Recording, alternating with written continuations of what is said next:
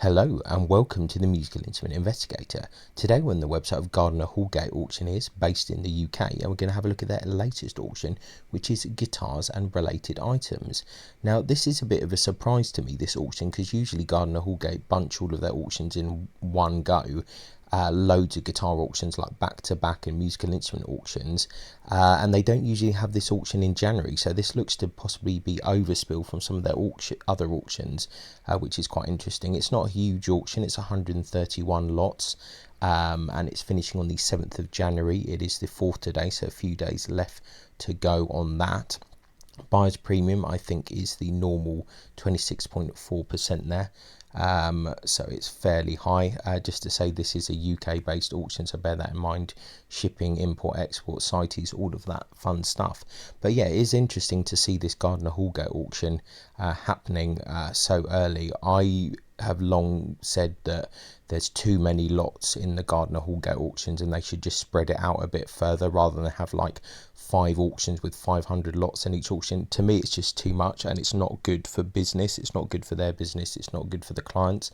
This is my personal opinion. They probably still do well anyway, so they don't see it like that. But my opinion has always been you should not really go too much above 220 or 230 lots per auction and just have more auctions if you really have that much stuff, you know. But obviously it's logistics and all of this stuff, so it's more complicated than I'm aware of. But in any case, we have this auction here in January, so let's see what we've got here. If there's anything super interesting, then we'll click into it a bit more. But anyway, so we have a 2002 Fender Deluxe Series Telecaster there, 3 to 400. So there's always a lot of information with the Gardiner Houlgate auctions. You can have a look in more detail. We won't go into this too much. You've got a 1978 Fender Precision bass guitar there, estimates 1,000 to 1,500. They'll give us more information about the condition, etc. Definitely check out the website yourself and look in at your own leisure. 1979 Fender 25th anniversary Strat in silver. Fender American Telecaster from 2000, 1996 Fender American Standard, 2007 American Strat there. 1984 Gibson Les Paul Carla. Yeah, these I think are not super common, 2.5 to 3,000, the ones with the Carla tremolo. But I could be wrong on that, but I think there are people that do look for these ones with the Carla tremolo. So it'll be interesting to see how much that one sells for. 1973 Gibson Les Paul, 2.4 to 2.8. Let's see what they say here. Body cherry sunburst, buckle rash, some refinishing, so hence the slightly lower price, so always worth looking at the condition reports. 1974 Gibson Les Paul Standard, starting with 1,800. Interesting choice of wood for the tops here, kind of multi-piece there. Interesting. I mean, Gardiner Houlgate, they definitely know their stuff when it comes to guitars. I think they are pretty good. 1981 Gibson Les Paul Deluxe there. 1981 Gibson Sonics, I thought those kind of interesting. 1982 Gibson Firebrand, this is kind of your entry level kind of stuff. 2018 CF Martin D28 Bigsby limited edition acoustic guitar. These are curious, these ones.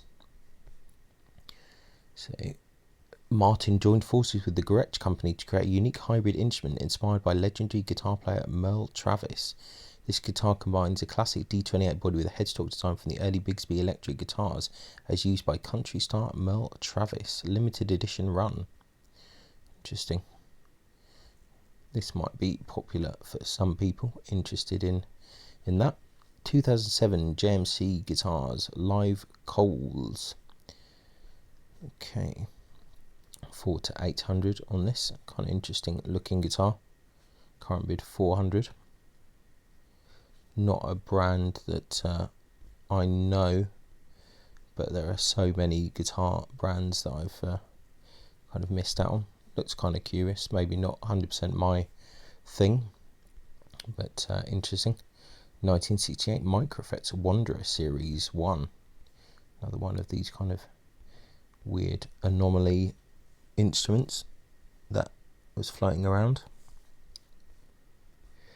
See, 2016 Ernie Ball Music Man there. Another 2016 Ernie Ball Music Man Stingray. A Rafał Turkowiak crossover made in Poland. Nice back on that. It's interesting kind of arched back there. 800 to 1200. Maker of the finest classical and acoustic guitars to order. Guitar is known as a crossover guitar, being a nylon strung guitar but with 14 frets to the body, like a traditional acoustic guitar. Okay, interesting. It's got lots of funny bits. It almost looks like this is a new instrument being put into the auction, but 2019. Obviously, it's been around for a few years. 2021 Sigma acoustic guitar there. Rare Ricardo Duo Twin Neck Acoustic. That's kind of interesting. A very rare guitar by this maker with approximately 20 made, circa 1933. 2017 Palm Guitars, custom palm caster, made in Holland. Okay. See what else. Warwick Corvette bass there. 1981 Yamaha Studio Lord electric guitar. I don't think I've recall seeing many of these before. It's interesting. 2001 Gretsch Nashville hollow body. What's the estimate on that? 1350 to 1500. 1964 Guild 12 string there, starting bids of 800. Quite a nice looking guitar there. One of these old Hofner's 173. Those look pretty curious. The estimate on that 5 to 600. Yeah, slowly going up in value. Washburn semi hollow body there. A Tysco from the 1960s, Hofner 173 in the 70s. All curious looking stuff. Late 1970s PVT 60. I always think these are pretty cool. I think these are quite underrated. 400 to 500. Yeah, I think these are pretty interesting guitars. All it will take is one kind of fairly kind of well-known guitar player or something, or a band to play using one of these, and they will go up in value. I think they're pretty cool. Carvin DC135. That's kind of nice. 6 to 800. Natural Koa. Large scratch to the back with some buckle rash. Interesting. Burns Marvin from 1964. Current bid 600. 600 to 800. Body white finish. Interesting. Morris 12 string from the 1980s.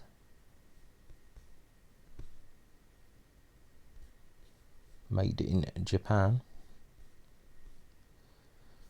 2008 K thin twin reissue. I think we saw like one of these recently, either reissue or one of the original ones. I can't really remember. Beatles Interest 1950s Gallotone Champion acoustic guitar. 2015 Evolution bass there, acoustic bass. Now we're onto the budget stuff here. Jumbo acoustic resonator, Hudson acoustic there, Hofner acoustic, Fender, Tanglewood, some kind of budget Strats, GHS there, Washburn Telecaster, interesting, Rockwood, King, GHS. Oh, we've kind of landed on that accidentally. Let's see what else. Farida, they're actually quite good guitars. Farida, Turner, these switch vibracell things, which is just pretty weird. Now we've got some older guitars actually, which is quite interesting. I think some of this stuff might have been in some of the other auctions, but I do forget. 19th century English guitar labelled J.C. Menker, 1400 to 1600. I don't know, I think that estimate is a bit high for what it is. Don't think it's amazing. 19th century, it's Jerome Thibodeau Lamy, or JTL, big musical instrument suppliers in France, 600 to 800, and back in size, Brazilian rosewood. Interesting.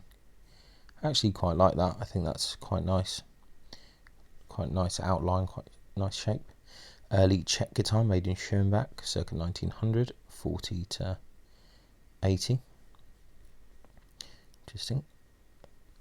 Some kind of budget classical stuff here. Some kind of higher level classical guitars here. Oscar Teller from 1964. James Alexander classical guitar made in England, 700 to 1000. Indian rosewood there. John Proctor, 1994 classical guitar. Interesting bridge on that. Got a couple more pages left to go, so quite a large auction for the beginning of the year. Mark Arnott classical guitar here, 900 to 1100. I definitely think a lot of this stuff was in some of the other auctions. Dieter Hoff and Manuel Adalid classical guitar, pretty sure this was in the other auction. Conde Hermanos flamenco guitar there, 1964. Ramirez student model, Raimondo, it's kind of lower level stuff. A few amps here as well. Marshall amps there, Marshall VHT. I'm pretty sure this is what didn't sell from the last auctions, which is fair enough. I think it's a good way to do it. Marshall valve state, Vox, Fender, kind of Marshall stuff. We'll probably see some Pro Audio stuff here using Kettner. Marshall stuff here, nothing crazy. Tube Screamer there, always popular. Some multi-effect stuff here. These DoD pedals. Some older Ibanez stuff as well. Whole load, starting bids 100. A lot of those vintage pedals worth money now. Some project bits, incomplete guitar. Hohner string performer keyboard. Well, I even got these kind of music kind of PCI cards here. Pretty curious. Let's see, we've got these kind of multi-track recorders. It's all Pro Audio, microphones, etc. So I'm pretty sure it's just everything left over from the previous auction. Now into more Pro Audio stuff. Hammond organ. These things floating about. I really don't think anyone wants or needs a huge Hammond organ anymore. So with all the stuff that's happening in the kind of electronic kind of world, you can synthesize everything. And the Shadows, Hank Marvin and Brian Bennett autographed 1979 Fender 25th anniversary Stratocaster, acquired by the vendor from Hank Marvin and Brian Bennett when they visited his restaurant on King Street while on tour, playing at the then Colston Hall. And it was sold before in June 2022, and I think this was at the other auction as well. But anyway, that is the Gardiner Houlgate auction for the 7th of January. Seems to be whatever was left over from last year's guitars, amps and kind of effects pedal sale. Definitely a few kind of interesting things here. A few of these I think might be new that I didn't quite recognise from before, but my memory is not great. But yeah, a few good things. Obviously check out the auction yourself. In detail, you'll probably know way more about guitars and things than I do, but if you've got any questions or anything, let me know. And as always, thanks a lot for watching. I really appreciate it, and I'll catch you next time. Ciao.